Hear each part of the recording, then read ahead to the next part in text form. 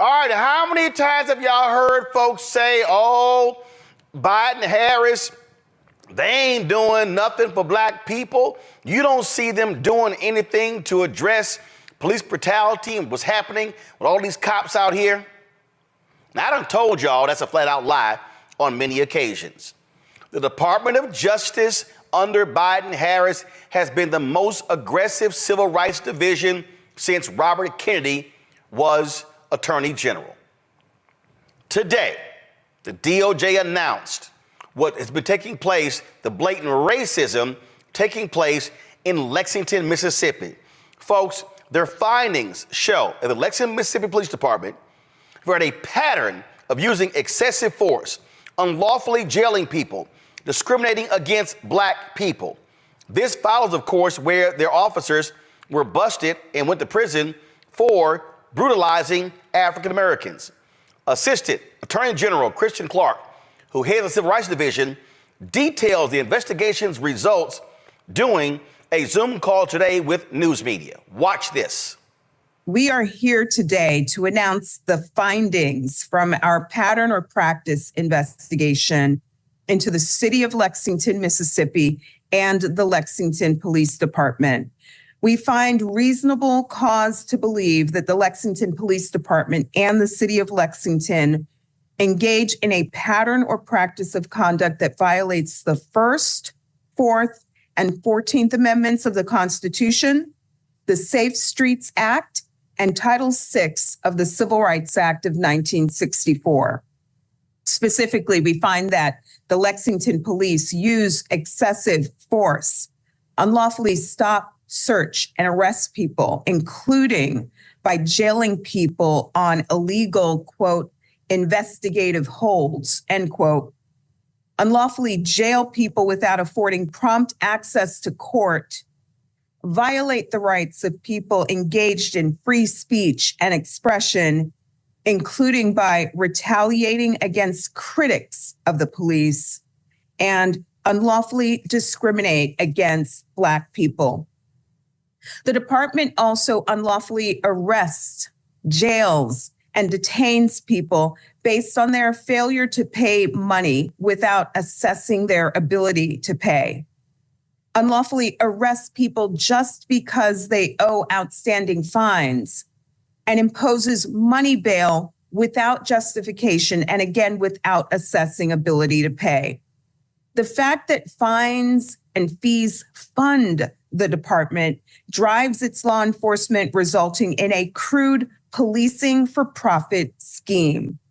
The Lexington Police Department operates under an unconstitutional financial conflict of interest.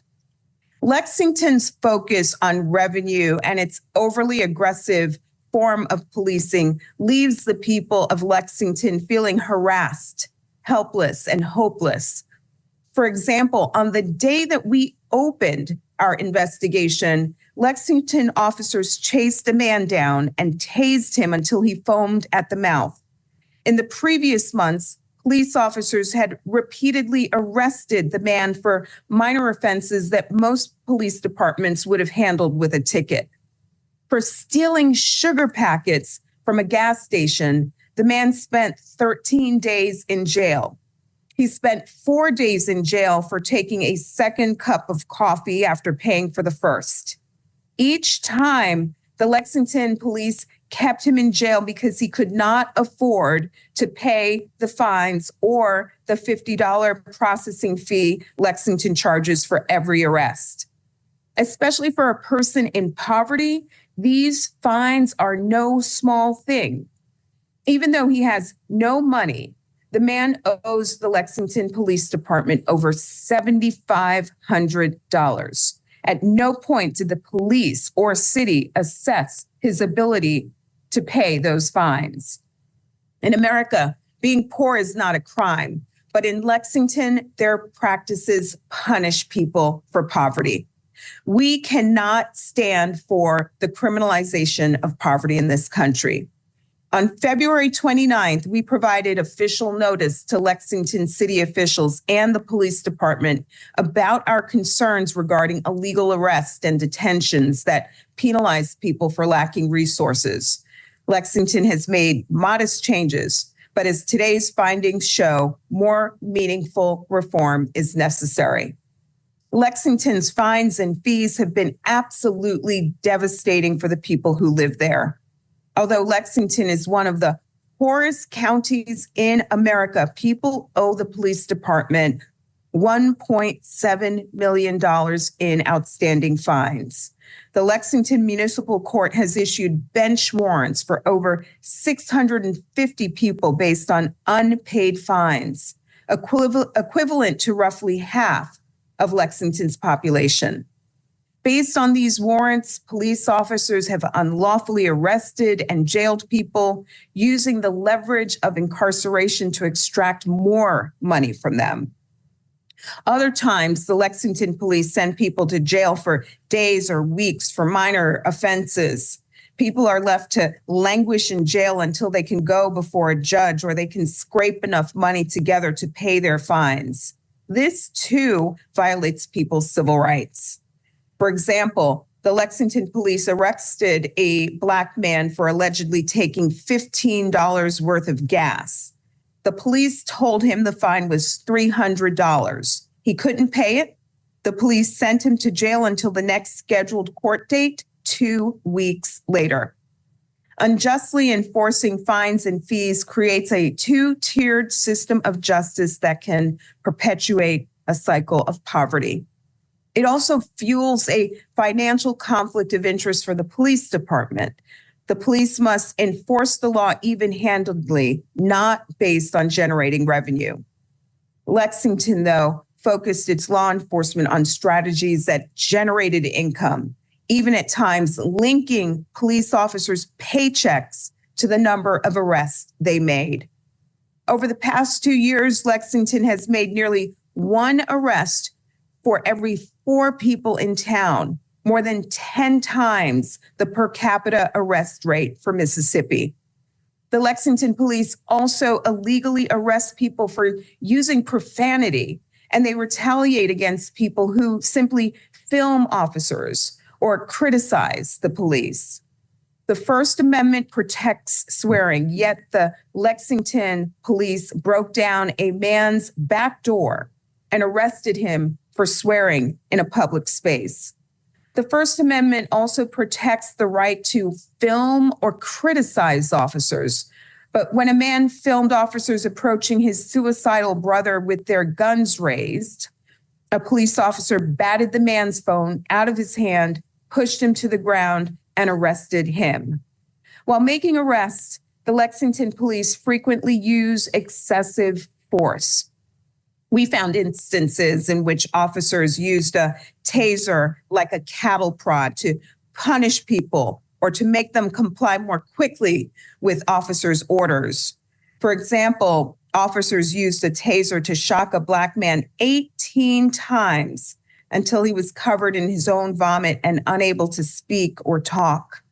Officers punch, hit, or kick people who are unarmed and handcuffed. One officer kicked a Black man in the groin so hard that he wet himself. Another used his gun to repeatedly hit a Black man already in handcuffs. Another officer knocked an elderly Black man unconscious. Nor are children spared from attack. An officer grabbed a Black child by the neck and shoved him into a patrol car, banging the child's head against the door frame. Black people bear the brunt of the Lexington Police Department's illegal conduct. Lexington's former police chief, Sam Dobbins, who regularly spoke disrespectfully to Black men, set in motion the aggressive enforcement of low-level violations. Dobbins left the department when recordings of him using racial slurs were released. Officials told us that with Dobbins gone, so too was the problem. We found, however, that the discriminatory practices he initiated continue unabated. We found, however, We also found that Lexington officers frequently tase, punch, and beat Black people without justification, while we identified no such use of force on white people. Low-level traffic violations that resulted in arrest for Black people yielded only warnings or citations for white people. The result, 98% of people arrested for traffic offenses are Black. This pattern of racial discrimination not only violates the law, it also erodes the community's trust in law enforcement, the judicial system, and the government more broadly.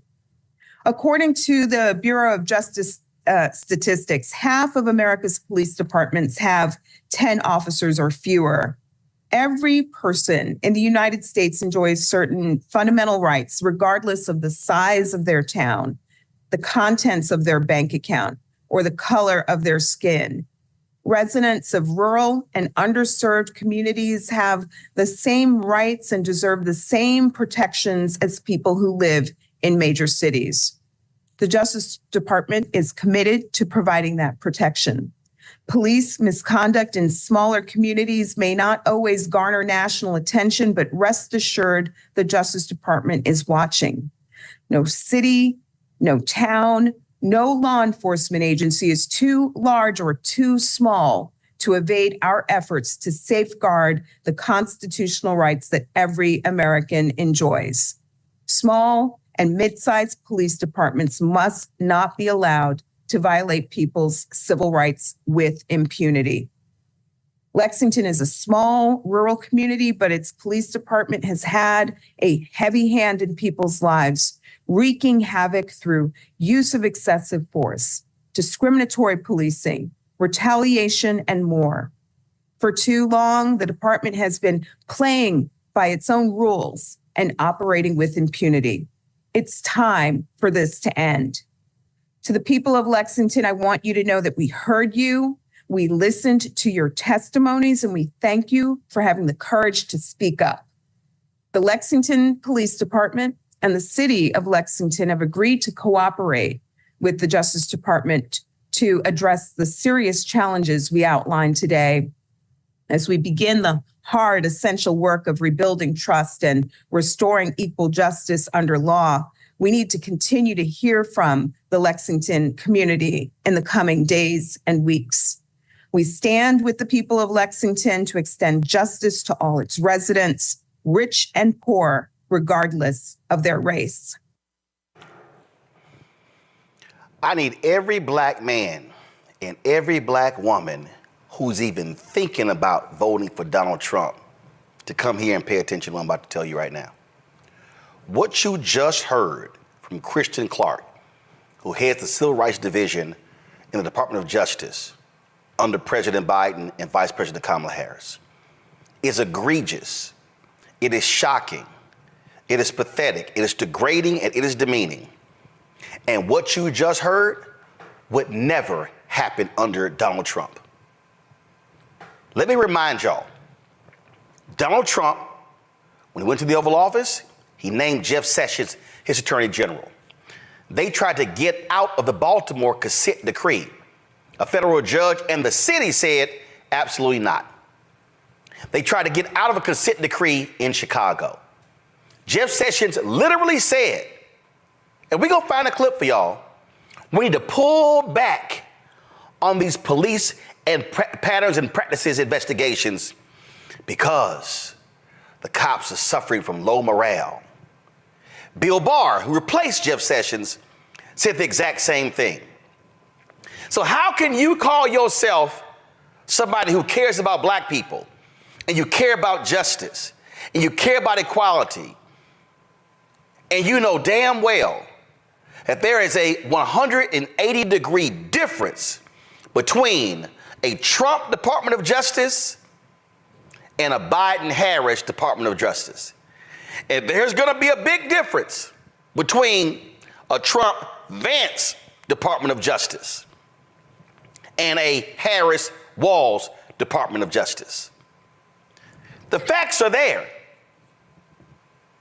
This administration has had more than a dozen police pattern and Practices investigations. They have been investigating police departments all across the country. They have been putting rogue cops in prison. They have been putting individuals committing hate crimes in prison. Can we say the same thing about the Trump-Pence Department of Justice? Absolutely not. I am not confused by any of this. And there is no way in hell any self-respecting black man or black woman or any person of conscience will be willing to vote for a thug like Donald Trump and J.D. Vance, knowing full well that they would never pick someone like Christian Clark to run the Civil Rights Division. That they don't care about people who are being beaten and humiliated. You heard her detail cops arresting people who swore at them knowing full well that's not against the law. Arresting people for a cup of coffee and putting them in jail for multiple days after the man had already bought a cup of coffee. If you want to see the biggest example of a difference between a president, a Democratic president, and a Republican president, all you got to do is look at the Civil Rights Division of the Department of Justice. But let me also add this as my final point before I go to my panel. The Civil Rights Division under Christian Clark, they've also been going after redlining. Did Trump go after redlining? No. Please, by all means, show me how aggressive Trump and Pence was when it comes to going after these banks for discriminatory practices against African Americans. I'll wait. Because you can't find it. Y'all can play games all y'all want to. And in 41 days, we will elect a new president. And I'm telling you right now, there's no way in the world I will consider voting for anybody who wants to give cops 100% immunity. I would never vote for somebody who wants to say to the cops, do as you wish. Whatever you want to do, knock some heads if you want to. And you just heard how this small police force in Lexington, Mississippi, and this ain't just Lexington, Mississippi. This is police forces in small towns, in rural America, in big cities, red and blue, need an aggressive Department of Justice overlooking them. Black man and black woman, do not be fooled.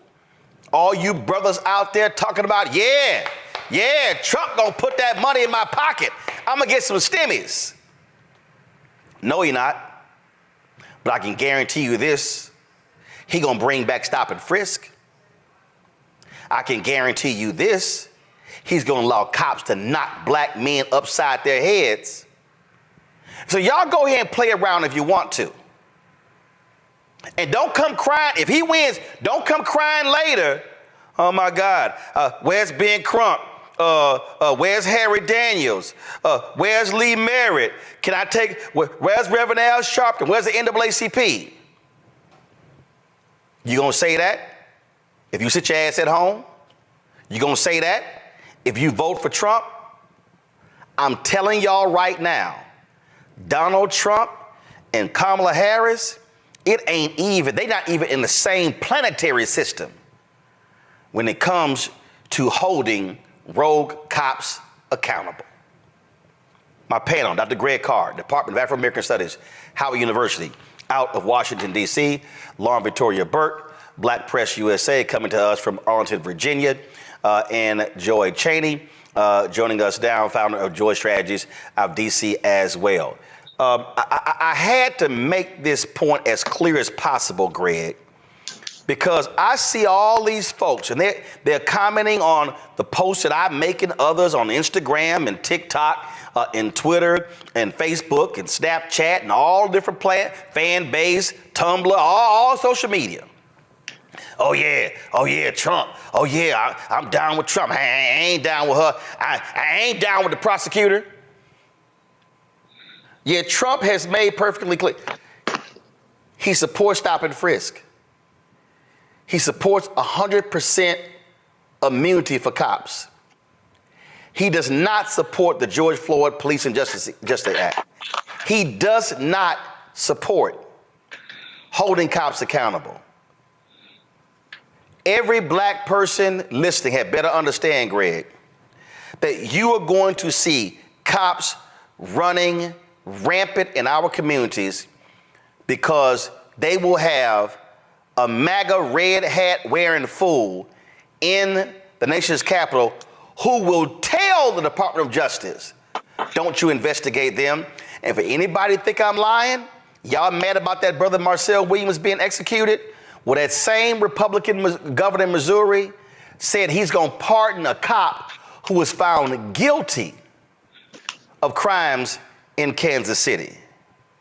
You got Greg Abbott, who pardoned the white man who killed the white Black Lives Matter protester at the protest in Austin. Folk had better realize absolute police thugs will be in charge if Donald Trump prevails against Vice President Kamala Harris. Of course, you're absolutely right. You're absolutely right. You know, last night in class, we were talking about Reconstruction. We were reading a chapter in Derek Bell's casebook on Reconstruction and the 13th, 14th, and 15th Amendments. And, you know, one of my students over at Howard Law School made an observation. He said, you know, there's a reason why in this country that it took me coming to law school, my third year of law school, to have a sustained conversation about something that we learned nothing about in high school and I didn't learn anything about in college. I said, you're absolutely right. This is the most important period in U.S. history for us to study is Reconstruction. And as you've talked about many times, Roland, what comes immediately after Reconstruction in this country is what the white boys, what the crackers called the redemption movement, the white lash movement, what Rayford Logan, historian, called the nadir, the dark period for African people, requiring us to undertake a second Reconstruction to make those Civil War amendments stand up, 13th, 14th, and 15th Amendments, in the 1950s and 60s. And since the 1960s, what these practitioners of devilment, I'll stop short of calling them devils, but only very closely short, have been doing ever since is trying to roll back not only the 1960s, but the 20th century. The vigilante force known as the police in this country, the patter-rollers, are licking their chops at the prospect of one of their own, an open white nationalist, assuming the vice presidency. I'm talking about Junior Varsity Vance, who threw, of course, his own family under the bus, who's currently throwing his wife under the bus and his children under the bus as he practices this form of hatred of everything non-white in his form of his immigrant shaming and blaming and falsifying descriptions of them. But the president of the United States, the malevolent force known as Dementia J. Trump, or Donald Trump by some, he is the wild card that will enable Junior Varsity Vance, who is a hardcore ideologue. Why? Because Donald Trump doesn't believe in anything but himself, and he'll say anything and he'll let people do anything. That license, the license that we'll see in a little town, not even an hour outside of Jackson, Mississippi, where they follow a man home based on tint on his windows and tase him for 15 seconds, where they lock up a man for swearing at the police. These white boys are the Klan. They are the Klan of the 19th century. They are the Redeemers movement. They are the Knights of the White Chameleon, the Ku Klux Klan. And they are licking their chops at finally taking the next quantum leap toward redeeming themselves in terms of white supremacy. That's what Make America Great Again means. And finally, I'll say this. For all the people out there who think that somehow Donald Trump might be better for you if you're of African descent, you've opened your mouth and you've put your whole rotten brain on display. You've demonstrated that you are a danger, not only to yourself, but to the rest of us.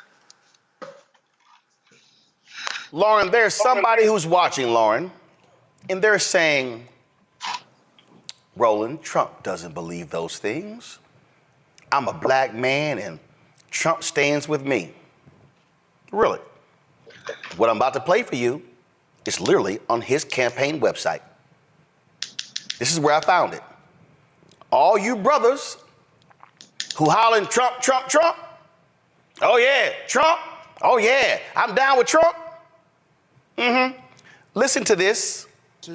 Because the Democrats want to take those protections away from our police, because we want them to do their jobs, and we want them to do their jobs right. You can't take their protections away if you're going to have them do their jobs properly. Second, to qualify for this new funding and all other Justice Department grants, I will insist that local jurisdictions return to proven common sense policing measures, such as stop and frisk. Very simple. You stop them and you frisk them. Strictly enforcing existing gun laws against convicted felons, cracking down on the open use of illegal drugs, and cooperating with ICE to get criminal aliens off our streets and get them out of our country. Third, we will go after the radical Marxist prosecutors who are abolishing cash bail, refusing to charge crimes, and surrendering our cities to violent criminals. They have surrendered like never before. I will direct the DOJ to open civil rights investigations into radical left prosecutors' offices, such as those in Chicago, LA, and San Francisco, to determine whether they have illegally engaged in race-based enforcement of the law. I will also work with Congress to give the victims of their Marxist policies the right to sue local officials for harm and suffering, and it has been great that they have caused. If your small business is pillaged because shoplifting goes unpunished, if you're brutally attacked by a violent felon released without bail or bond, then you will be entitled to massive damages.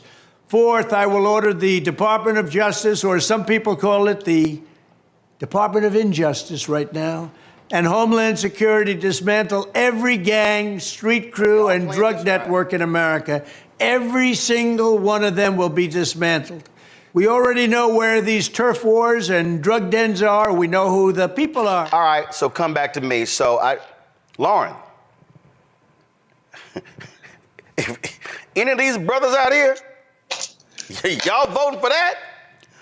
Okay. Let me know how that's gonna go down, Lauren. Yeah, I don't really buy into the idea that there's a ton of black men out there voting for Donald Trump or planning to vote for Donald Trump. I think that has been overplayed on CNN in particular and the New York Times. They seem to love to present some outlier example of some black male who wants to vote for Donald Trump. And then when the election actually happens, which we have now two examples, 2020 and, of course, 2016, that show us that, of course, the most dedicated group for the Democratic Party is black women, followed by black men. And so in talking with Mondale Robinson and other people who know a hell of a lot more about this than I do, I'm not seeing what I would consider to be hard evidence that there's a ton of black men out there burning to vote for this lunatic that is running for president again. That's the first thing I would say. The second thing is we just got, of course, a huge report this week that crime is down, violent crime is down, 20-year low. And, of course, as you know, Roland, the Republican Party has been saying the same thing really since the late 1960s with regard to crime and law and order, which is the way that they play their Southern strategy, their racial Southern strategy to scare white folks in the suburbs to vote Republican. And they've just been doing this now for 60 years. It never stops. It doesn't matter what the crime stats say. It's the same thing over and over and over and over again. Of course, to your point, Roland, you're absolutely right with regard to the Department of Justice and Kristen Clark. You've made the point several times before very correctly that the DOJ should really be playing up this work that they're doing in these spaces. Lexington, Mississippi in that situation sounded a hell of a lot like the Black Codes, which of course is not taught in most high schools, I suspect, but it's really just a remnant of the post-Civil War activity that we saw in the South, and the police department has become the arm of that activity. It kind of reminds me of the 2015 DOJ report by Attorney General Holder on Jennings on St. Louis County, which was extremely familiar to what Kristen Clark just said with right. the Slade ruling. It was effectively the same report. They're using black people for fines and fees to fund everybody else, right. and through branding blacks to criminality. Wow, where did they get that idea from? Very familiar. But here's the thing, Joy. I don't care if the number is 14%, 12%, 10%. No self-respecting black man or black woman should remotely even be considering voting for a thug who says, I'm going to withhold funding from local police departments unless they institute stop and frisk, which we know by the data targets black and brown people. And in New York City, the crazy number of people who were not even guilty of anything. It was racial profiling. When this man says we're going to target Marxist prosecutors, know who he's talking about? Kim Foxx in Chicago. He's talking about, although she's no longer there, Aramis Ayala, who was in Orlando. The woman who took her place, same thing, who DeSantis pushed out. They're talking about Larry Krasner in Philadelphia. They're talking about the DA in Los Angeles. They're talking about every places in Virginia, places in New York City.